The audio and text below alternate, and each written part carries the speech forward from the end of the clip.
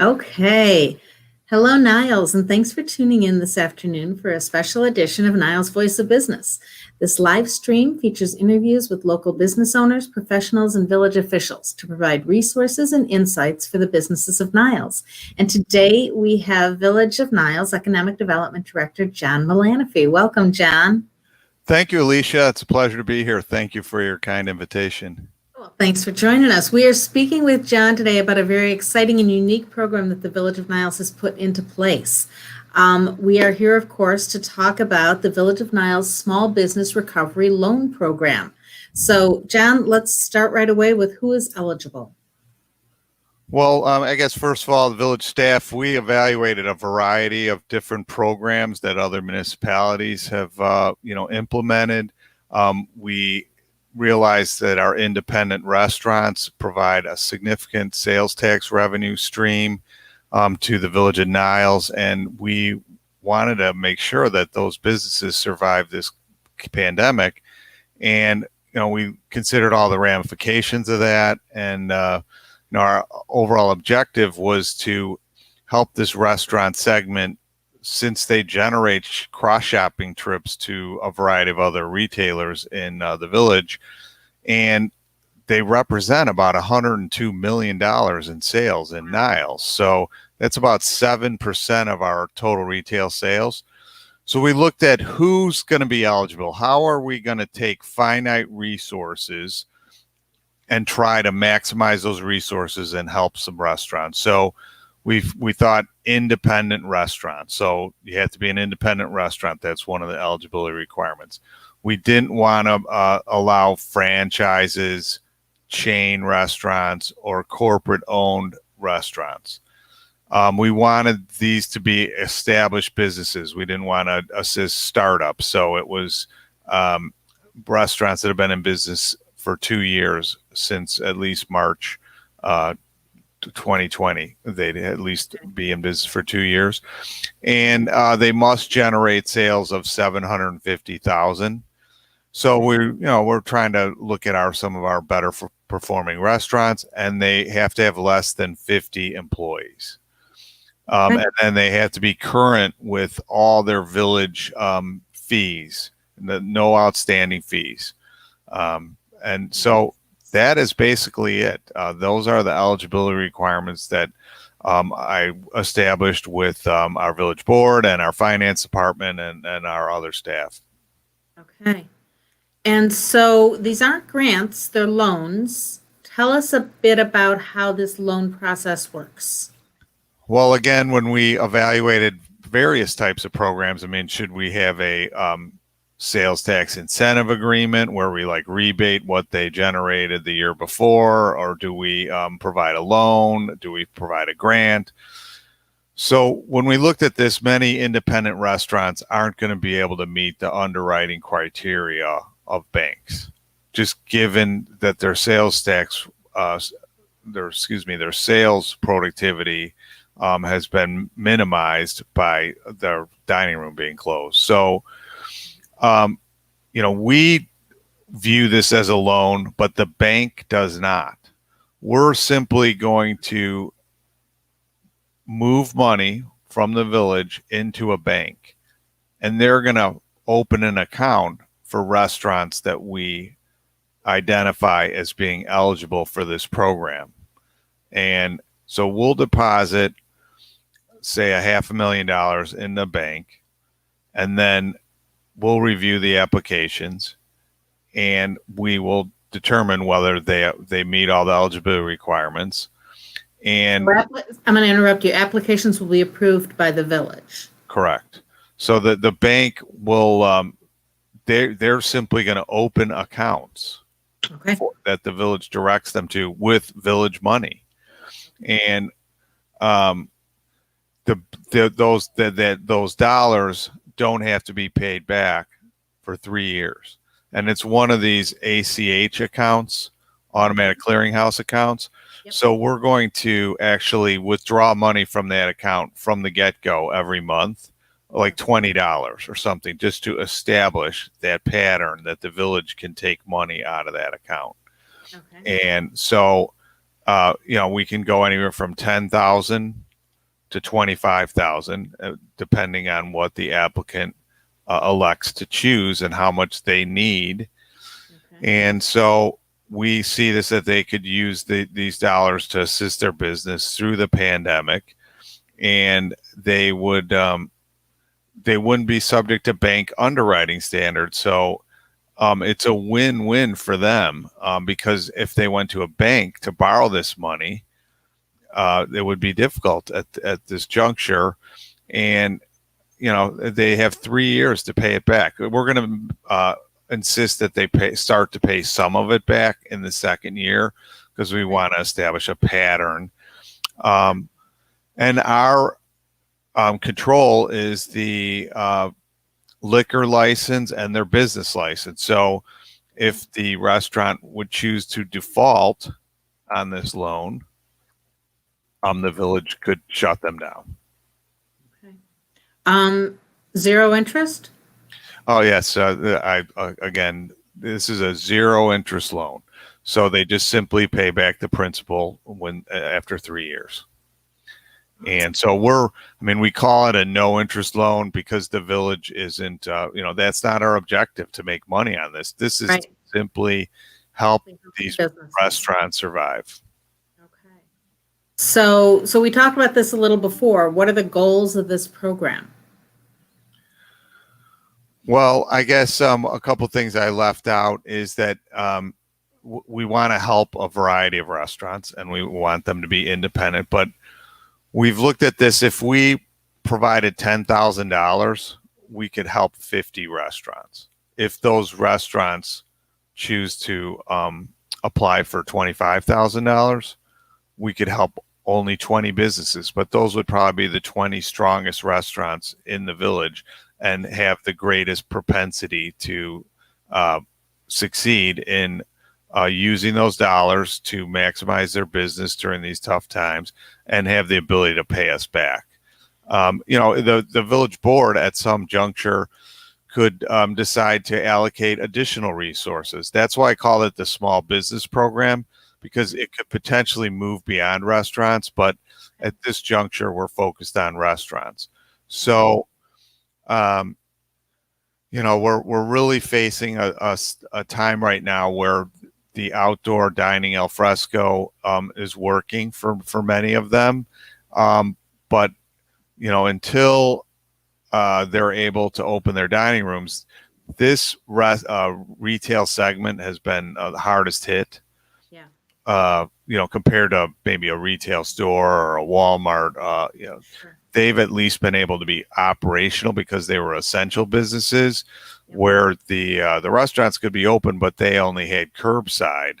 And fortunately, the village assisted with this dining al fresco in a very prompt manner. But we're hoping that this is going to help stabilize the restaurant until they can reinvigorate their sales stream after the quarantine period is over and they can open their dining room. Yep. So how can a business get started? This launched a week ago, right? September 1st? That's correct. And how many applications do you have so far? I have 2, but I have spoken with several others. The application is on our website, which you kindly have the link provided below. We actually wanted to get the information out there on September 1 so that we could, the businesses could take the holiday weekend and go through the application and get that finalized. We are still working with the bank, and we are reviewing the applications. We have a new finance director. Yes. Who started last week. So, feet to the fire. Initiation by fire. So great guy, got a lot of experience. So yeah. We discussed the program, and we sent letters to several restaurants, about 30 plus restaurants. Instead of sending out 200, because we have 200 restaurants, right. Only some are going to be able to be eligible for this program. So, and we looked at the sales productivity benchmark of 750,000. How many restaurants do we have in Niles that meet that benchmark? Well, that's confidential information. Okay. It's a felony to disclose that. Sorry, So, I asked. no, we obviously Yeah. that data is shared with the village on a very confidential basis from the Department of Revenue, and we certainly adhere to those policies. Absolutely. But it's a great question. There's many, but and you also have to look at which are chains and not chain restaurants as well. Yeah. But we think that there's going to be we're hoping anywhere from 20 to 50 restaurants that will be eligible and could potentially apply. This is on a first come, first serve basis.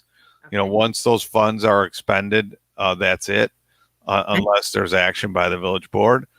And, it's going to be dependent upon the applicants, how much they ask for. And the village could discontinue this program at any time. We have that's one of the caveats in the information.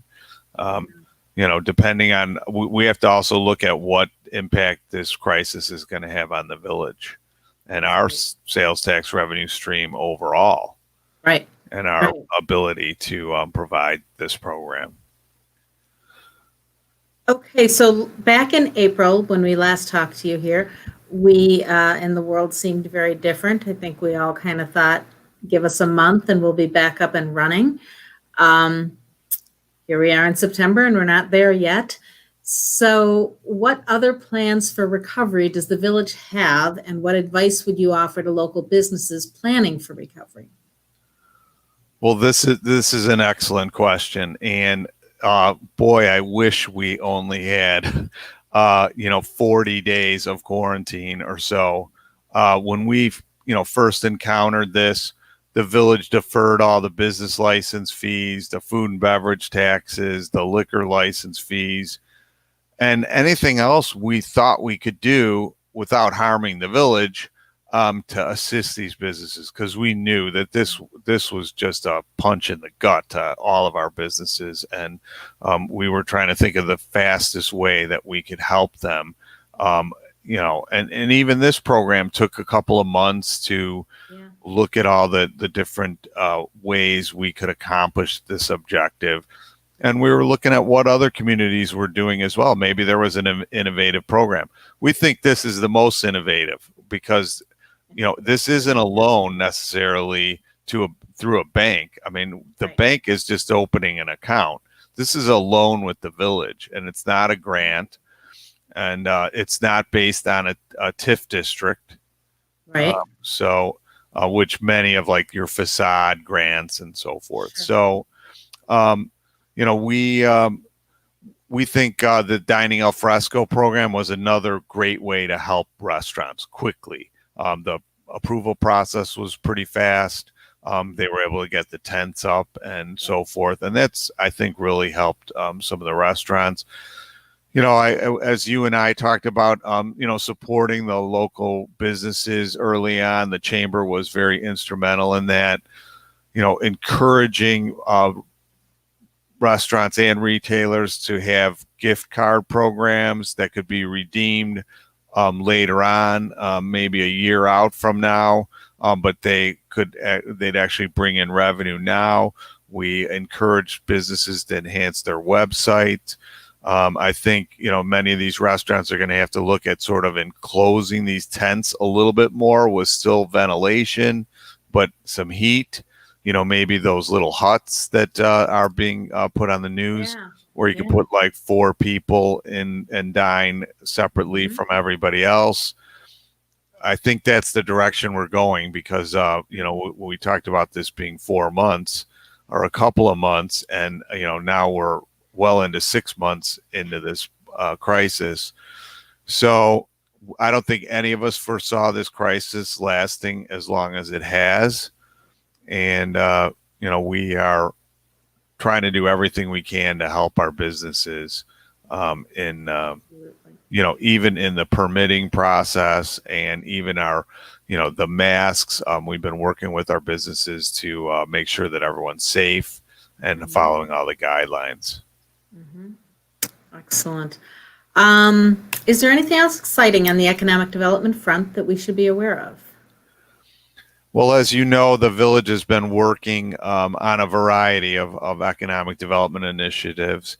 The COVID-19 crisis has certainly changed lending criteria. It's changed the outlook on development, particularly in retail, with malls closed during the quarantine period. Many retailers filing bankruptcy. And yet the industrial building has really run unabated because of e-commerce. But we're working with the Sterling organization on the Golf Mill Mall redevelopment, and we've had a variety of meetings with them, with their architects, with their consultants, with our team. We have been working on Golf Mill Park, and we applied for a Department of Commerce and Economic Opportunity Rebuild Illinois loan. There's like two different types. Yeah. And so there's shovel ready projects and more like infrastructure type projects. And so we applied for a grant of up to 1.5 million for the park. And I'm happy to say that our state legislators, our Cook County commissioners, and a variety of other elected officials supported that effort and wrote letters on behalf of the village. So we're very grateful to them for their assistance and support in that initiative.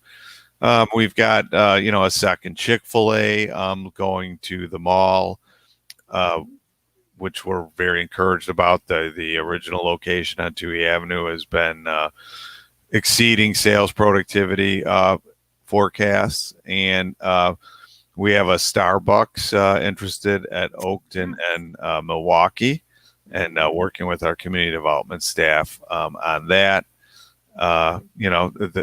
They're an essential business, and people got to have Starbucks coffee. Got to have your coffee still. We're delighted about the DiAgostino's opening, and we encourage all of our residents to patronize them. And if you're, you can always carry out too.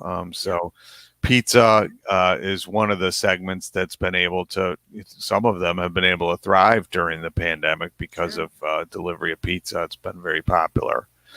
And, there's a lot of other things I'm working on that I can't talk about. I know. Yep. These deals are not finalized, but the village bought the property at Waukegan and Milwaukee, Marathon gas station, and the old restaurant to the north. And so we're working with a variety of brokers at this point that have expressed interest on behalf of their clients for potential redevelopment scenarios. And so we will come back and ask you that question again in a couple of months then. Okay. Obviously the YMCA is, looking at a new home, and their property on Toohey Avenue has always been sort of a property that could potentially be redeveloped as part of the Toohey Triangle redevelopment, along with the Granger property. So we are, nothing's been decided, but those are certainly potential sites that we've been looking at. So excellent. That's a few in a nutshell. I'm going to wrap us up with what we like to ask everybody. Where is your favorite place to grab a bite to eat in Niles? Oh boy. This is like asking my wife what is her favorite Turner classic movie. Okay, we'll let you have two answers then. Okay, well, I'm going to just say we like so many of the restaurants in Niles, from Wildwood Tavern, because a lot of our neighbors frequent there. Graziano's, another great, Howard Street Inn, Joe's Donuts. The Omega for breakfast, and then even Portillo's. Who doesn't like that chocolate cake? So, oh my gosh, but we've been really judicious in trying to patronize as many as we can during the pandemic. So we've really spread our dollars around. There you go. Well, John, thank you. Thanks for spending some time with us today. And we encourage, I'm going to flash this up there one more time.